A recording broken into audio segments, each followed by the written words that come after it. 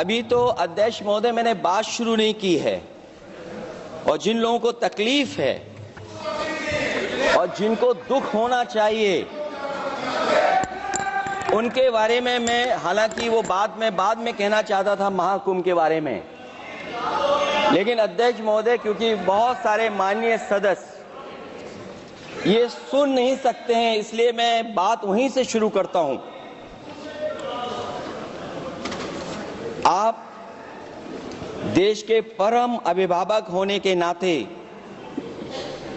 हमारा आपसे अनुरोध है कि जहां सरकार बजट के आंकड़े लगातार दे रही है, और जब मैंने अभिभाषण पढ़ा अध्यक्ष महोदय, बहुत सारे आंकड़े सरकार ने दिए हैं। आंकड़े देने से पहले महाकुंभ में मरने वालों के आंकड़े भी दे दें। महाकुंभ की व्यवस्था के बारे में स्पष्टीकरण देने के लिए मेरी मांग अध्यक्ष महोदय, सर्वदलीय बैठक बुलाई जानी चाहिए। महाकुंभ आपदा प्रबंधन व खोया पाया केंद्र की जिम्मेदारी सेना को दी जाए।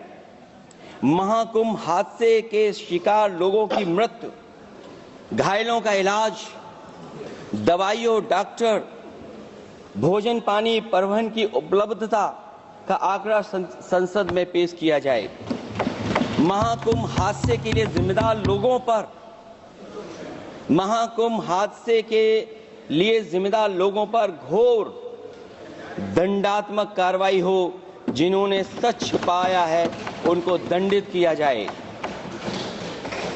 अध्यक्ष महोदय, हम डबल इंजन की सरकार से पूछते हैं, अगर अपराध बोध नहीं था तो आंकड़े दबाए, छिपाए और मिटाए क्यों गए हैं? सच छिपाना और मिटाना भी तो अपराध है।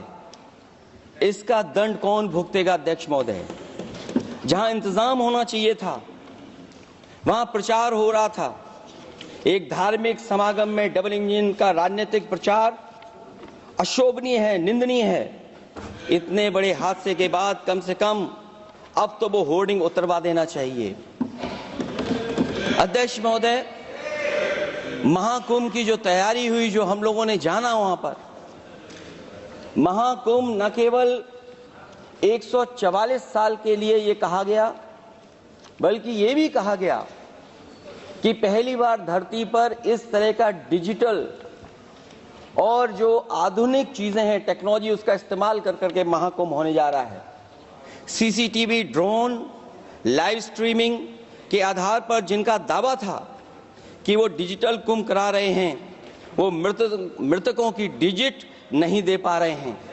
एक तरफ तो जो लोग डिजिटल डिजिटल डिजिटल अध्यक्ष महोदय कहने को थकते नहीं हैं, लेकिन जब कुंभ में इतना बड़ा हादसा हो गया है तो यही सरकार डिजिट नहीं दे पा रही है।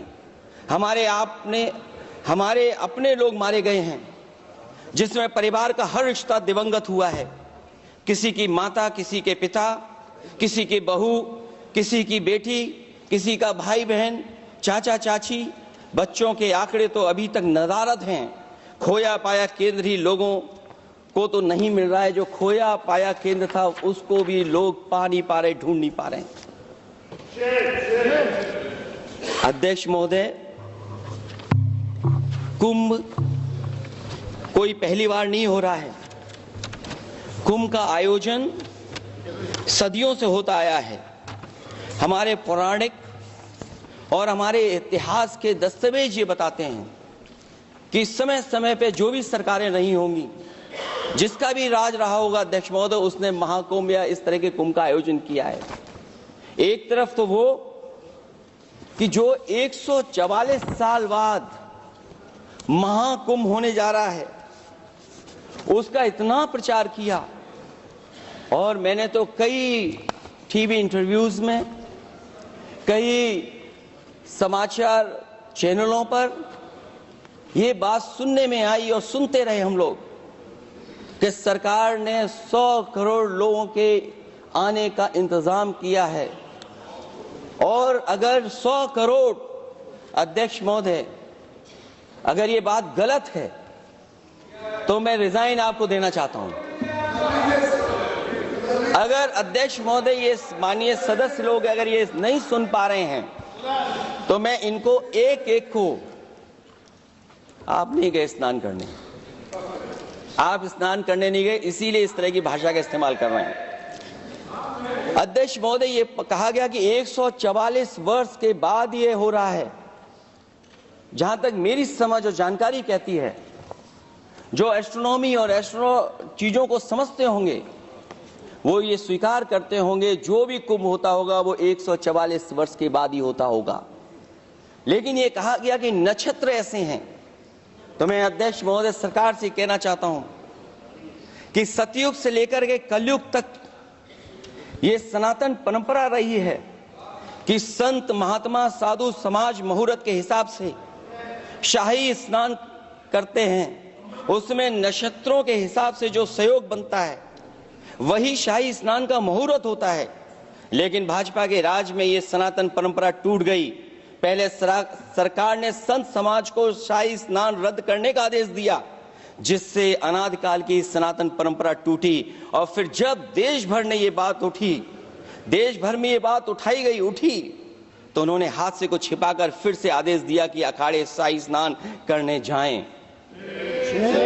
इससे सरकार ने पावन मुहूर्त के स्थान पर अपने मनमाने समय पर स्नान कराने का आदेश दिया।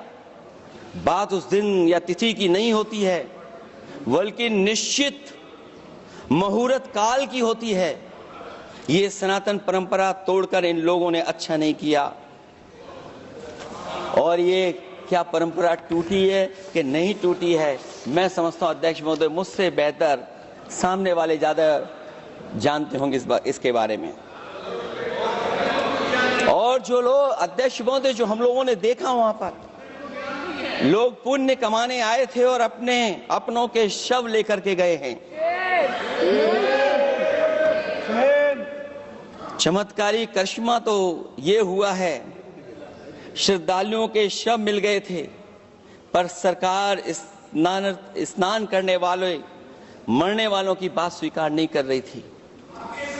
और इससे ऊपर ये बात जो वहां पर और हुई,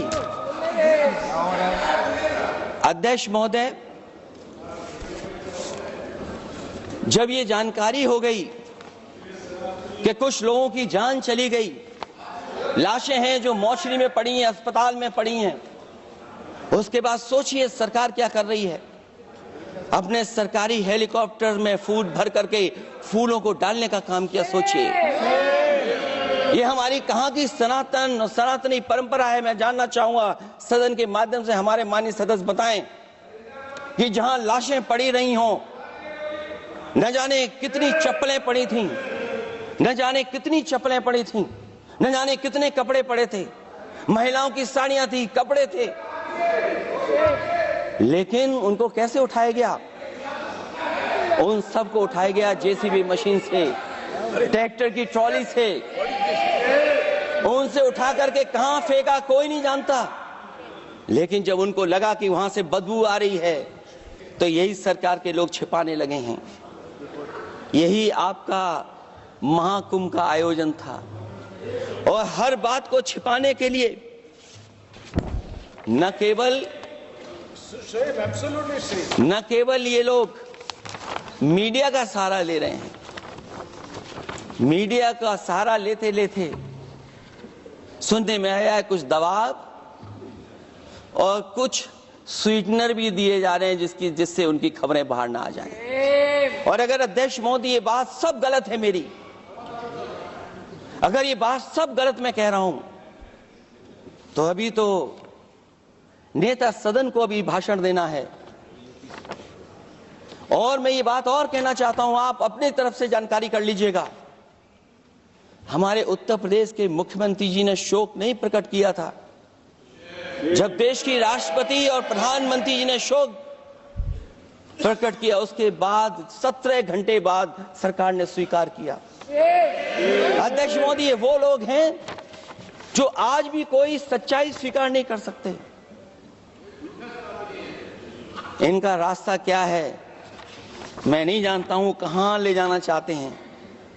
लेकिन जब अध्यक्ष महोदय मैंने अभिभाषण पढ़ा है राष्ट्रपति महोदया का, तो वही पुरानी बातें कि 12 करोड़ शौचालय बन गए हैं, 10 करोड़ गैस कनेक्शन हो गए हैं, 80 करोड़ लोगों को राशन दिया जा रहा है, 25 करोड़ लोगों को मिडिल क्लास में शामिल कर दिया गया, न्यू मिडिल क्लास में शामिल कर दिया गया। 80 और 85 को अगर हम जोड़ दें अध्यक्ष महोदय 105 करोड़ हो गए। बच्चों को और जोड़ दें तो सरकार अध्यक्ष महोदय किसके लिए काम कर रही है? किसके लिए काम कर रही है? अगर 80 को राशन दें, 25 को न्यू मिडिल क्लास में जोड़ दें, 105 करोड़ हो गए। और जो बाकी बचे हैं हमारे देश की आबादी जिसको 140 करोड़ बता रहे हैं, उसमें कम से कम बच्चे कुछ तो संख्या होगी, आधी आबादी की संख्या होगी। अगर उसको हम बाहर निकालें तो आखिर आज सरकार किसके लिए काम कर रही है? वही बात पुरानी सुनने को मिलती है कि राष्ट्रीय मिलिट्री स्कूल बन गए हैं, राष्ट्रीय मिलिट्री स्कूल जिनमें बालिकाओं की भर्ती शुरू हो गई है। अध्यक्ष महोदय, ये एक बता दें जो नया इन्होंने 10 साल के अंदर राष्ट्रीय मिलिट्री स्कूल खोला हो। और कंफ्यूज मत होना, राष्ट्रीय मिलिट्री स्कूल कौन से होते हैं, सैनिक स्कूल कौन से होते हैं, ये कंफ्यूज मत होना। 10 साल में सोचिए अध्यक्ष महोदय, एक भी नया राष्ट्रीय मिलिट्री स्कूल नहीं खोला है। अगर खोला हो तो सरकार जरूर बताए। जो लोग कहते हैं हम ईज ऑफ डूइंग रिसर्च कर रहे हैं, अध्यक्ष महोदय इनकी ईज ऑफ डूइंग रिसर्च हमने देखी है। इनकी ईज ऑफ डूइंग रिसर्च अपनी इमेज चमकाने के लिए और दूसरे की इमेज बर्बाद करने के लिए ईज ऑफ डूइंग रिसर्च चल रही है। ईज ऑफ डूइंग बिजनेस, मैं देखता हूं जहां कहीं भी इन्वेस्टमेंट मीट होती है, देश के सभी मंत्री वहां पहुंच जाते हैं, सरकार के मुखिया भी जाते हैं वहां। मुझे याद है उत्तर प्रदेश में सबसे बड़ा आयोजन हुआ था इन्वेस्टमेंट मीट का। न केवल इन्वेस्टमेंट मीट इन्वेस्टर्स को बुलाया गया था, बल्कि डिफेंस एक्सपो के भी कार्यक्रम कई हुए थे। और अध्यक्ष महोदय भरोसा ये दिलाया गया था कि जो एमओयू हो रहे हैं 40 लाख करोड़ के, उसको जमीन पर उतार लिया जाएगा। मैं इन्हीं डबल इंजन की सरकार से जानना चाहता हूं कि जो 40 लाख करोड़ के एमओयू हुए उसमें कितना जमीन पर यह सरकार उतार पाई है। कहीं ऐसा तो नहीं है कि सरकार के डबल इंजन आपस में ही टकरा रहे हों। अब तो जो खबरें हम लोग पढ़ते हैं, न केवल इंजन टकरा रहे हैं अध्यक्ष महोदय, अब तो डब्बे भी टकराने लगे हैं। सुना है क्योंकि दिल्ली में चुनाव है, आप इंजीनियर की डब्बा हैं। ये हमारे पुराने माननीय सदस्य हैं, आप हम एक हैं, बस जगह अलग बदल गई। जिस विभाग के मंत्री हैं वो हमारा ही काम है, आप लोग अच्छा नहीं कर रहे हैं। अध्यक्ष महोदय, दिल्ली का चुनाव है तो मैंने राष्ट्रपति जी के अभिभाषण में सुना कि यहां पर मेट्रो की जो दूरी है वो दुगनी कर दी गई है, पटरी दुगनी कर दी गई है, एक्सपेंशन हो गया है इतना। अध्यक्ष महोदय, मैं स्वीकार करता हूं दिल्ली का चुनाव है, एक्सपेंशन की बात करेंगे, लेकिन कभी आपने क्यूटो का नाम सुना है? आपने वेनिस का नाम सुना है?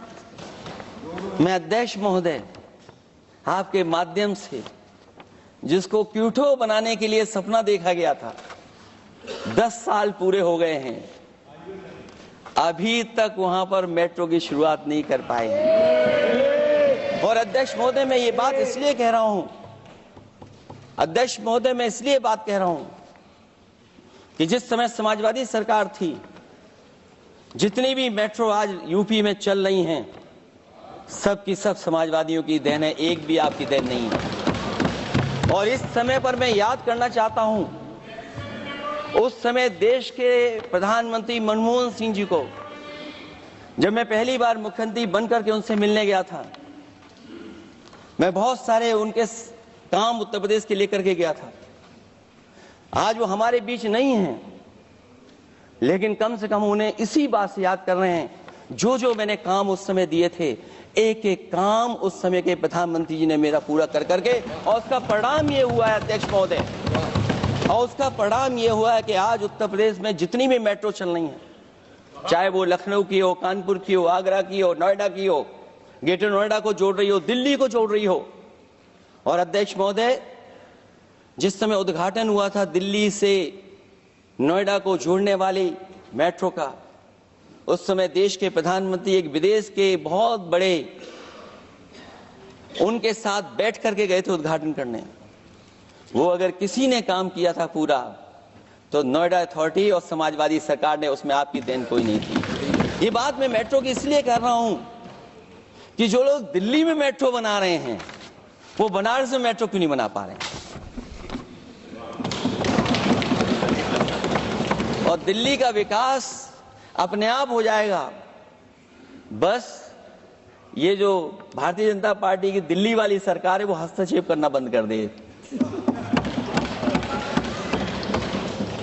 अध्यक्ष महोदय, रिवर लिंकिंग का कार्यक्रम कुछ दिन पहले प्रधानमंत्री जी ने किया। अध्यक्ष महोदय, मैं आपके माध्यम से, जहां किसानों के लिए एक नई चीज आ रही है, जिससे कि न केवल उनकी खेती बाड़ी बल्कि बहुत सा सुधार दिखाई देगा। खेती बाड़ी को भी पानी मिलेगा, पीने का भी पानी होगा। इंटरलिंकिंग पुरानी योजना है, और मुझे याद है जब पहली बार उसका MOU साइन हुआ था, उस समय दोनों प्रदेश के मुख्यमंत्री शामिल थे,